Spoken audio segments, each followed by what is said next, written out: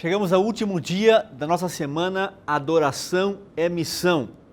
Eu quero lembrar você o texto que nós lemos na semana passada, o texto de 3 João, verso 4, que enfatizamos ao longo da semana, lembrando que você é a maior alegria de Deus. O texto diz: não tenho alegria maior do que ouvir que meus filhos estão andando na verdade. Ou seja, a semana pode ser resumida nesse texto: andar na verdade, andar com Deus, testemunhando dele e vivendo em sua presença constantemente. Mas o Salmo 100 é um salmo que nos mostra claramente essa realidade do povo naquela ocasião. Olhem só que interessante o Salmo 100 e os versos 1 em diante. Vamos ler todo o salmo. São 5 versos pequenos que ampliam bem esse conceito. Celebrai com júbilo ao Senhor todas as terras. Servi ao Senhor com alegria. Vejam só, celebrar, adorar e servir com alegria. Adoração é missão. Sabei que o Senhor é Deus, foi Ele quem nos fez, e dele somos o seu povo e o rebanho do seu pastoreio, nós pertencemos a Ele. Entrai por suas portas com ações de graças, e nos seus átrios com hinos de louvor. Rendei-lhe graças e bendizei-lhe o nome, porque o Senhor é bom, e a sua misericórdia dura para sempre, de geração em geração, a sua fidelidade. Graças a Deus pela fidelidade de pessoas que de geração em geração, um foi testemunhando para o outro e chegou até você até hoje, a mim e a você. Por isso que esse texto do Salmo 100, ele é muito significativo, porque fala sobre a nossa adoração, o nosso serviço, de quem nós somos e o que devemos continuar fazendo ao longo da história, de geração em geração, sendo fiéis a Ele e acompanhando a esse Deus ao longo da nossa caminhada com Ele. O tema dessa ocasião é mãos cheias de gratidão. A adoração é missão quando as nossas mãos estão cheias de gratidão. Esse quadro que está aí na tela, ele é um quadro que nos acompanha há 20 anos lá em casa. Ele está sempre na parede da cozinha. E o quadro diz assim: em tudo dai graças, porque esta é a vontade de Deus em Cristo Jesus para convosco. Não é para dar graças na desgraça, mas dar graças a Deus sempre, mesmo em meio a sofrimentos e tristezas. Dar graças, porque o Senhor é bom, como lemos agora, e a sua misericórdia dura para sempre. Nós dedicamos nosso filho para que servisse a Deus, e quando ele nasceu, houve umas complicações sérias ali no parto, e ele passou um tempo na UTI. Eu havia feito um pacto de gratidão antes, mas eu confesso que depois que ele nasceu e bem, nós multiplicamos esse pacto em 5 vezes. E quando nós dedicamos esse filho a Deus e coloquei na salva a nossa oferta, eu pensei ainda assim: puxa, mas é pouco ainda. Aumentamos 5 vezes mais, porque o nosso coração estava tão cheio de gratidão, mas tão cheio, que aquele recurso que nós ampliamos em 5 vezes ainda era pouco. E eu entendi naquela ocasião que Deus quer é um coração grato. Eu entendi naquele momento de dedicação, depois de quase perder o nosso filho na gravidez e na hora do parto, ao multiplicar a gratidão em oferta, eu pensei: se nós entrarmos na salva, se colocar tudo o que temos, ainda vai ser pouco para agradecer tudo que Deus tem. Sabe que esse sentimento de gratidão é um sentimento de alguém que adora ao Senhor de todo o coração e sem reservas. É isso que Deus quer. Ele quer um coração cheio de gratidão. Dá-me, filho meu, o seu coração, e que os teus olhos se agradem dos meus caminhos. Essa é a mensagem da Bíblia para todos nós. Por isso que o tema que nós temos nessa ocasião é mãos cheias de gratidão. Agora um detalhezinho antes de entrarmos na teologia dessa mensagem. Quando a Bíblia repete mais de uma vez, 2, 3 vezes um tema, é porque ali tem uma mensagem muito especial. Por exemplo, em João 15, quando se repete 11 vezes, permanecei, aí está a mensagem de João 15, permanecer em Cristo, permanecer na videira. E assim outros temas, Quando no Apocalipse repete 7 vezes alguns temas e outras ocasiões de formas diferentes, mas quando ele se repete, é porque Deus tem uma mensagem. E assim nós temos alguns temas na Bíblia que se repetem muitas vezes. A volta de Jesus, muitas e muitas vezes, é um tema principal que nós temos aí. Agora, eu quero mostrar para você uma mensagem que se repete mais de 3 vezes na Bíblia. E se ela se repete, é porque tem um tema importante aí para a gente.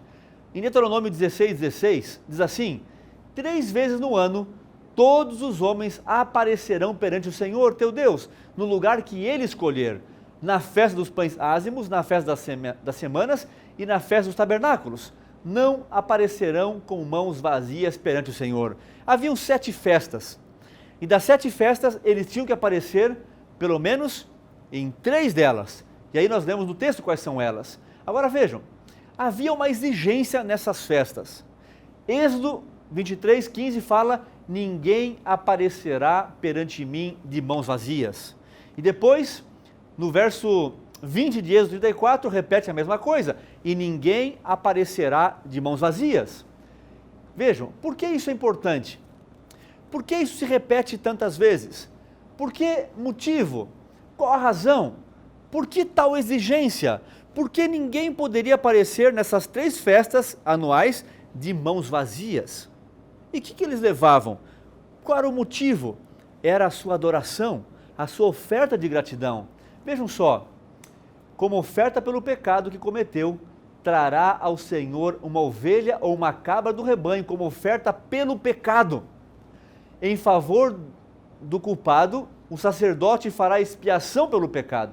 Ou seja, eles levavam uma ovelha para libertação do pecado, ou uma cabra.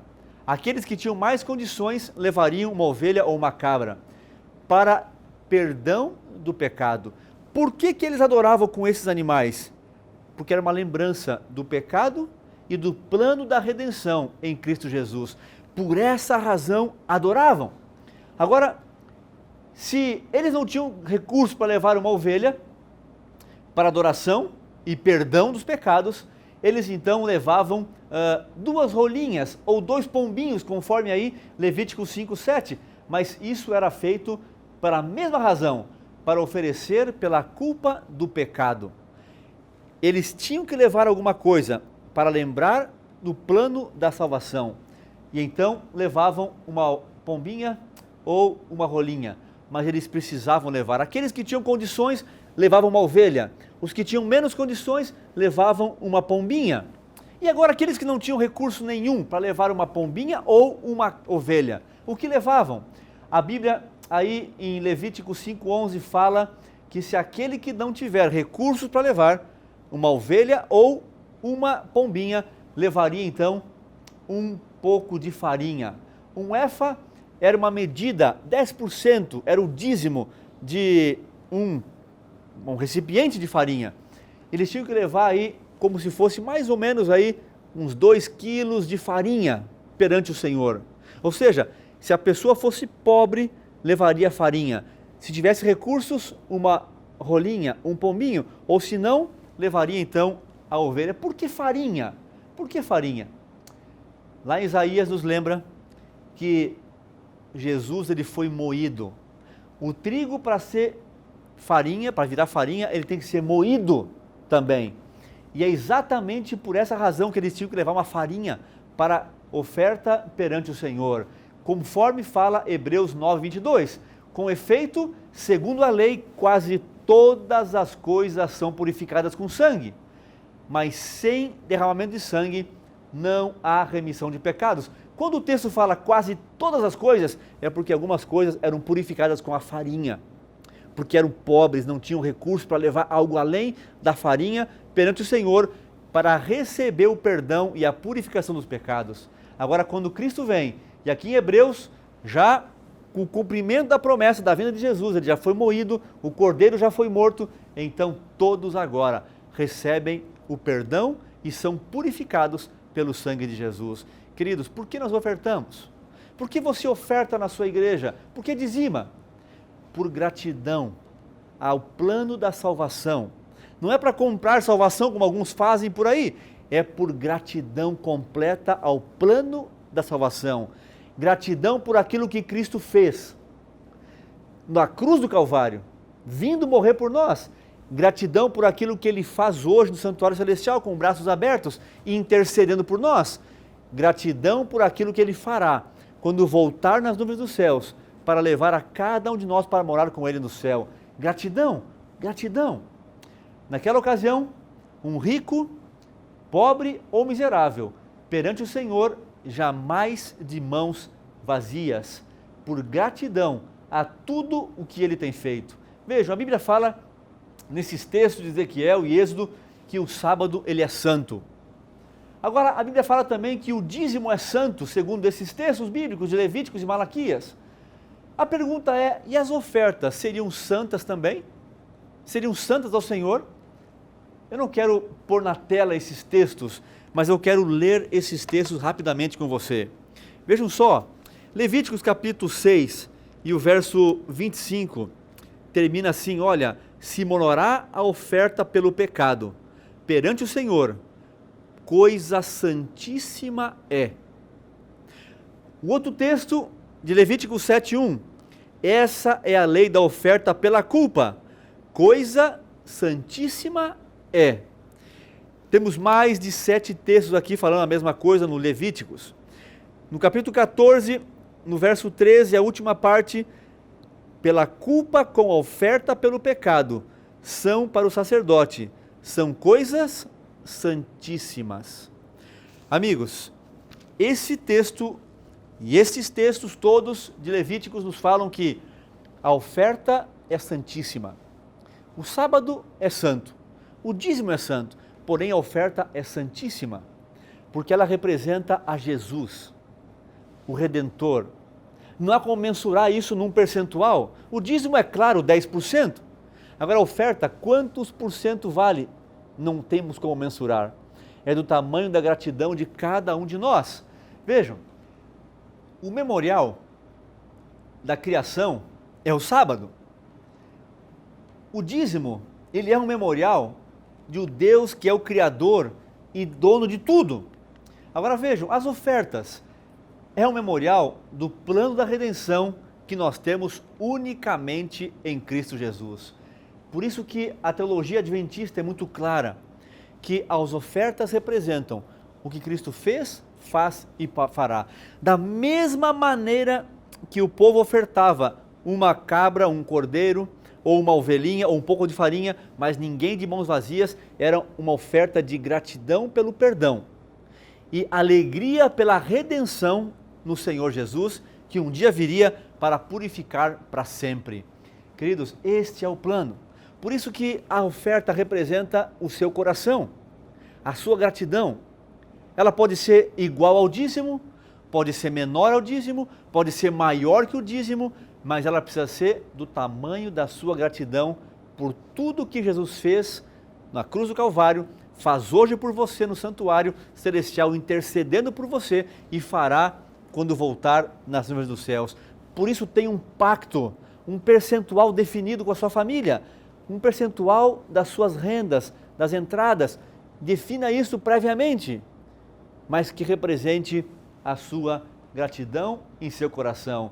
Dr. Ângelo Manuel Rodrigues, ele tem um material muito interessante sobre a oferta. Ele tem 3 frases que diz assim: as ofertas enfraquecem o egoísmo. As ofertas nos libertam da idolatria.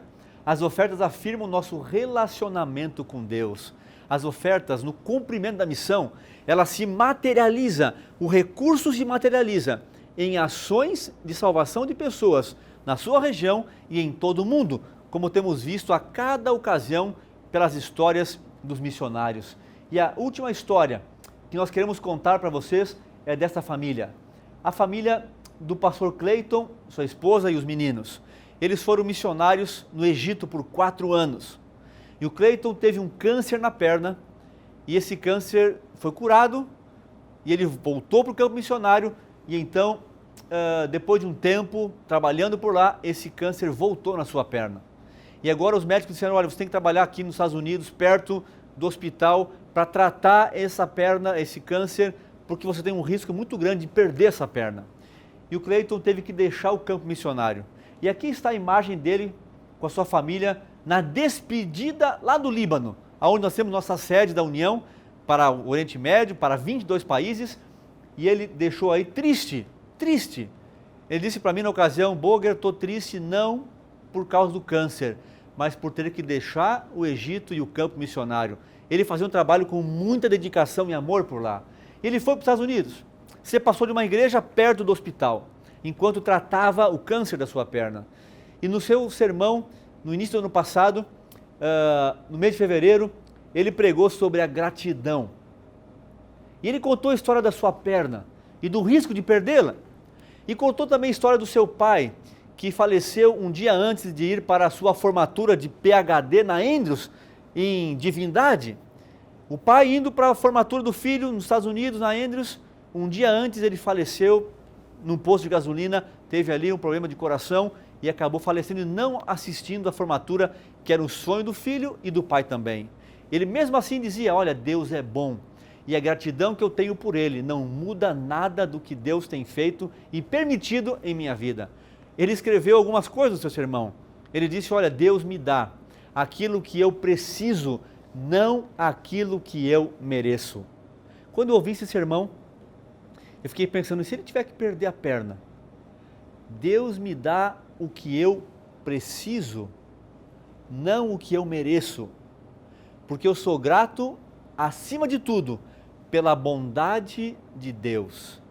Para mim foi um dos sermões mais impactantes, porque meses depois o Cleiton teve que ir para o hospital, o câncer, para não correr risco de ir para outras partes do seu corpo, a médica disse: temos que amputar a perna. Ele amputaram a perna muito em cima, ele perdeu completamente a perna, toda ela. E aí está a imagem dele dando o seu primeiro passo, sem uma perna. É um amigo de muito tempo que nós temos, foi doloroso ver isso. Os médicos ensinando Cleiton a andar com uma perna só. E aqui ele saindo do hospital, nessa imagem com a esposa, a mãe, indo para casa, que é junto à sua igreja, lá nos Estados Unidos, sem uma perna, caminhando, subindo as escadas. Os filhos ficaram chocados: como vai jogar bola? Como vai ser a vida, papai? Ele sempre com a confiança e a gratidão do Senhor. Voltou para a sua igreja, sem uma perna, continuando a missão, adorando e cumprindo a missão. E aí ele tocando o piano, adorando ao Senhor. E foi incrível eu ver, há pouco tempo atrás, em seu Facebook, Cleiton podendo batizar pessoas, pregando com auxílio de muletas agora, e entrando no tanque com auxílio de um líder local, e tendo a alegria de cumprir a missão com gratidão no coração. Queridos, essa semana ela foi uma bênção para mim, espero que tenha sido uma bênção para você também. Adoração é missão. Quando somos fiéis e adoramos de todo o nosso coração, não só em um dia, não só em um horário, mas a adoração acontece todo momento que estamos na presença de Deus. E esses momentos são as nossas 24 horas por dia, porque Deus está sempre de olho em você, porque você é a coisa mais especial. A igreja é a menina dos olhos de Deus, e é por isso que a nossa adoração tem que ser constante diante dele. E ao fazer isso, o nosso coração naturalmente vai se encher do amor de Deus, e nós vamos compartilhar, independente das circunstâncias, como vimos aí ao longo da semana, com os missionários em cada região do mundo, mas também aí com você, na sua igreja, aonde Deus chamou você para cumprir a missão. Queridos, ninguém deve vir ao Senhor de mãos vazias. E essa resposta é a de um coração grato por tudo aquilo que Cristo fez, faz e fará por cada um de nós. Eu queria fazer um chamado para você agora. Eu queria convidar você a ficar em pé onde você está, na sua igreja, e pedir para Deus nessa ocasião: Senhor, renova a minha vida, que eu seja um verdadeiro adorador, um verdadeiro missionário. Me use mais e mais para fazer a Tua vontade se cumprir na minha vida e na minha família. Que fique claro nessa semana que a adoração é uma vida constante, a caminhar com Deus, sendo a maior alegria dEle, viver com Ele a cada dia, não só um horário, um momento, mas a adoração acontece todos os dias, e a missão também acontece todos os dias, porque uma vida de adoração é uma vida de missão, porque adoração é missão. se você quer essa vida renovada agora, de um adorador verdadeiro e de um missionário verdadeiro, porque aquele que nasce no reino de Deus, ele nasce como um verdadeiro missionário. Se você quer ser um verdadeiro e autêntico adorador e missionário, eu quero chamar você agora para orar ao Senhor, para que Ele renove nossa vida e que a entrega seja completa em suas mãos. Fique em pé, aonde você está, feche os olhos e vamos pedir essa bênção de Deus para que Ele renove isso em nossa vida agora. Querido Pai, muito obrigado por essa semana de bênçãos que tivemos juntos aqui. Uma semana que nos ampliou os conceitos bíblicos, reais e práticos de uma vida de adoração e de missão. Por favor, Senhor, nós temos um único pedido agora no final desta semana, que nós possamos ser verdadeiros adoradores e missionários em Cristo Jesus. Faça isso em cada um de nós, nos renove, é o que nós te pedimos, por Jesus. Amém.